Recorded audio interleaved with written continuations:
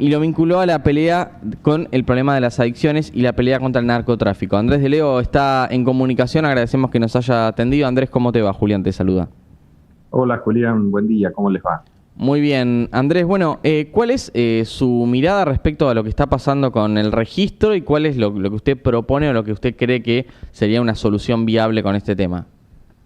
Bueno, lo primero es, yo desconozco los alcances de la medida que va a llevar adelante el gobierno nacional, por lo que, digamos, por lo poco que uno ha podido leído y ha trascendido, creo que la motivación es correcta. Después habrá que ver si la decisión final o el camino final es el correcto. Lo que yo vengo mencionaba en el 2023, cuando uno andaba por distintos lugares de la ciudad, distintos barrios, porque hablaba con autoridades de las fuerzas de seguridad, como también de las autoridades judiciales, es que respecto del ReproCam, yo tengo que hacer la salvedad porque en aquel momento hubo, creo que algunas malas interpretaciones, más que malas interpretaciones, porque me da la impresión de que muchas veces no se profundiza en los conceptos que uno o que determinadas personas vierten y lo que yo había dicho en ese momento. Lo primero que tengo que decir es que yo no pongo en duda las cualidades y lo que ha demostrado la ciencia a través de las cualidades curativas del aceite de cannabis. Y esto me parece que esto está fuera de toda discusión. Yo siempre digo, uno tiene que rendirse frente a la evidencia científica. Y si hay que refutarla con otra evidencia científica. Pero en esto está fuera de toda duda. Lo que sí nosotros habíamos recogido en aquel momento era que bajo, digamos, la pantalla, en algunos casos, obviamente, tengo que hacer esta salvedad, de estos permisos para el cultivo de marihuana con fines medicinales, había existido una proliferación de cultivo que no iba destinado a los fines medicinales y a la producción del aceite de cannabis, sino que iba destinado al consumo de la marihuana y esto claramente era desvirtuar la ley y esto claramente profundizaba el problema que nosotros veníamos mencionando de las adicciones y obviamente del tráfico. Y yo digo que estas cosas no hay que tomarlas a la ligera, porque en definitiva yo vuelvo a plantear este tema, nosotros tenemos que partir de una premisa. El problema de las adicciones en la Argentina, y Bahía Blanca no es una excepción, y tengo entendido que el municipio ha hecho una encuesta y de hecho veo que a través de campañas publicitarias se está abocando al tema, ha habido un crecimiento muy importante de las adicciones. Adicciones tenemos que hablar en todos los sentidos, ¿no? Adicciones al consumo no solo de estupefacientes, sino de alcohol, a las adicciones de ludopatía, en fin, de los consumos en general.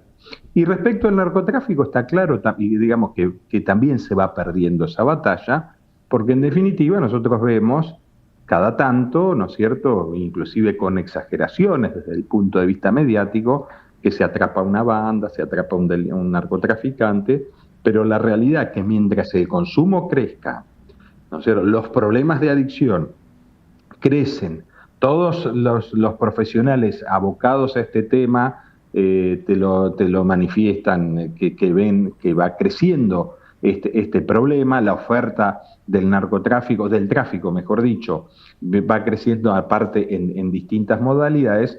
Tenemos que asumir también que aún cuando uno agarre ya sea un pez más gordo o una mojarrita en materia de narcotráfico, es una batalla que se pierde. Por eso me parece a mí que esto es un elemento más, pero el gobierno debe ordenar el tema de los permisos justamente para que no se desvirtúe la finalidad. La finalidad tiene que ser el cultivo de marihuana para usos medicinales y con un régimen de control muy estricto justamente para evitar este tipo de cuestiones.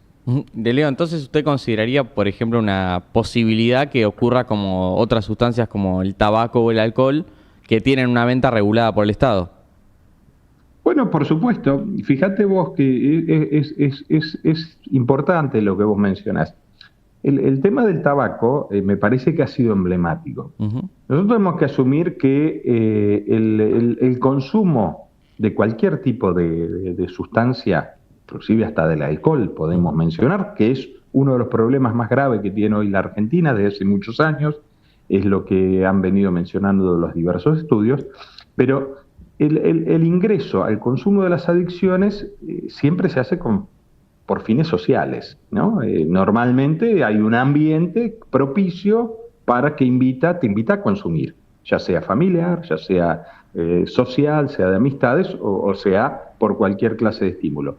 El de los cigarrillos me parece a mí, el del tabaco, me parece que tiene que ser algo emblemático para cómo se debe trabajar estas cuestiones. Durante los primeros años que se empezó al consumo masivo del tabaco, había, digamos, había una onda social y cultural que fumar era importante. Fumar era el ingreso, ¿no es cierto?, a la juventud y de la juventud a la mayoría de edad. Fumar era estar vinculado al mundo de la noche, al mundo social, al mundo de snob.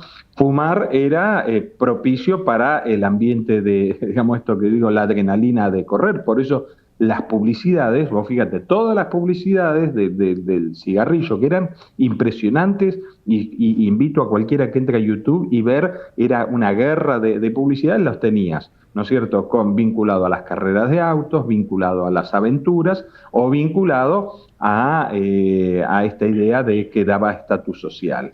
Y bueno, el consumo de cigarrillos en aquel momento era socialmente aceptado y estaba, digamos, Legalizado en también. auge. Estaba legalizado. Claro, claro, exactamente. Bueno, ¿qué es lo que ocurrió? Empezaron las campañas de concientización que inicialmente parecían que iban a ser inofensivas, ¿no? Porque primero parecía una contradicción de decir, che, la publicidad tiene que decir abajo, fumar es perjudicial para la salud. El atado tiene que decir, y muchos decían, bueno, pero eso es, a ver, es como querer lavarse la conciencia, pero fue avanzando. Tal es así que, digamos, las tabacaleras, que eran las principales auspiciantes en el mundo por encima del petróleo, que auspiciaban y tenían equipos emblemáticos, por ejemplo, en la Fórmula 1. Ustedes recordarán McLaren con Marlboro, por mencionar un caso emblemático. Bueno, después se prohibieron en las competencias, después se avanzó en la prohibición de fumar tabaco en lugares públicos. Bahía Blanca en el año 2008, yo era concejal cuando se Sí. avanzó en esta ordenanza y yo me acuerdo que tuvo una resistencia enorme.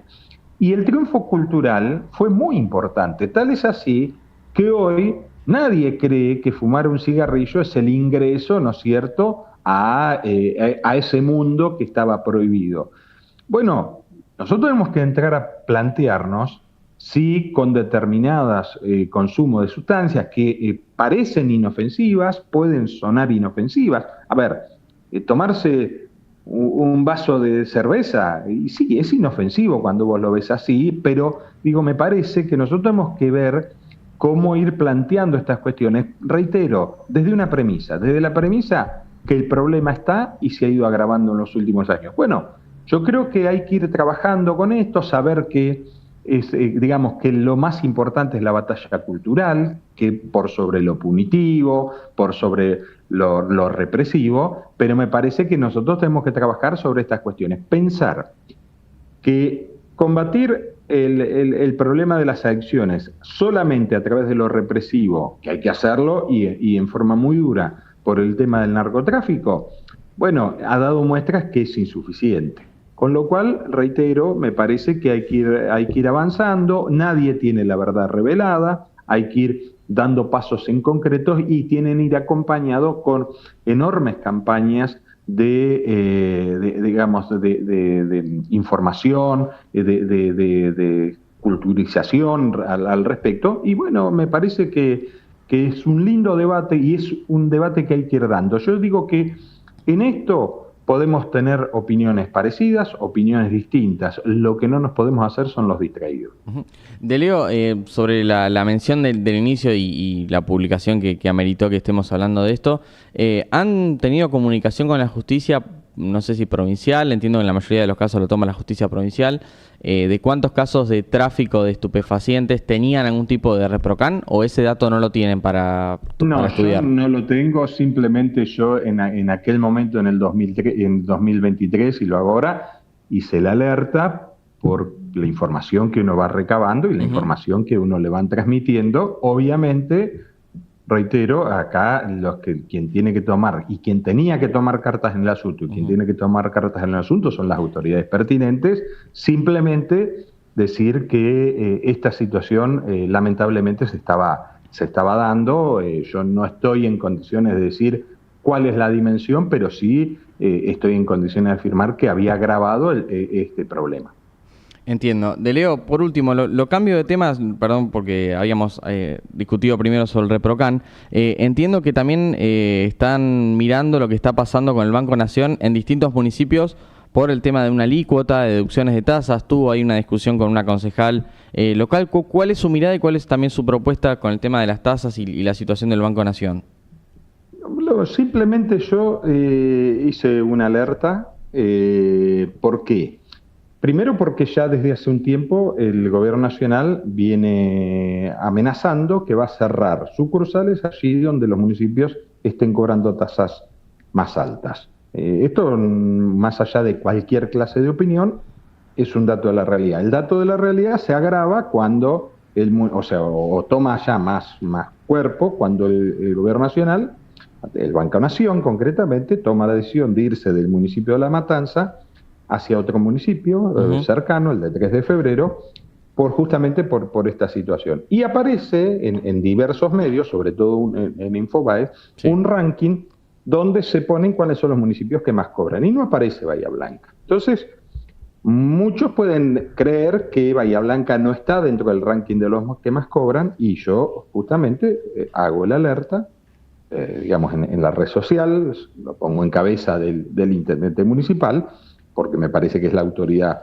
más importante, independientemente también que aquí tienen que tomar nota el resto de los actores de las decisiones, sobre todo aquellos que tienen referencia con el gobierno nacional, es decir, el gobierno de los libertarios, que Bahía Blanca cobra una de las tasas más altas, si no la alícuota más alta, y independientemente de lo dicho por la concejal, a ver, yo le valoro que se ponga en el debate, pero a veces uno tiene que ir con datos precisos y concretos y no erróneos que pueden llevar a un error como la posición que ella tuvo respecto de que si Bahía Blanca o no cobra. Es decir, porque la sensación que daba es que Bahía Blanca no está dentro de los que más cobra, y sí, Bahía Blanca está dentro de los que más cobra, sino el que más cobra está ahí, debe estar pegándole en el palo. Con lo cual hice esta alerta, recordando que además el intendente Susbieles, ni bien asumió, había impulsado un incremento de la alícuota.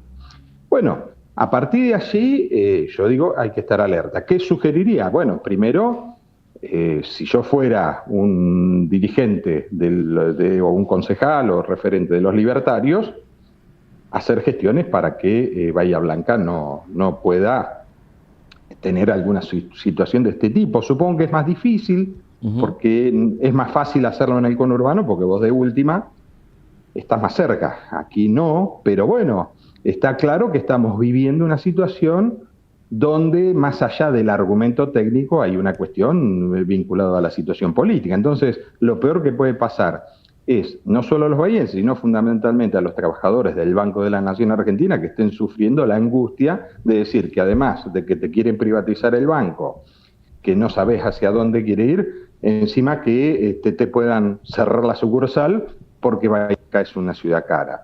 Esto es lo primero que haría. En segundo lugar, lo mismo, si fuera intendente, haría las gestiones, llamaría, tendría los alertas adecuados.